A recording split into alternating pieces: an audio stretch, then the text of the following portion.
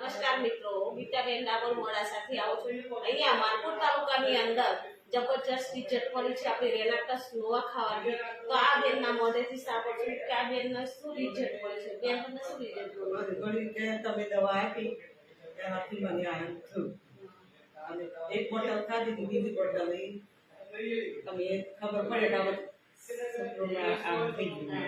બેન તમને પેલી શું તકલીફ હતી? મને તકલીફ કે આ ભેંસોળવાની આ પડી આ બરસ બ્રશ નતા કરી શકતા।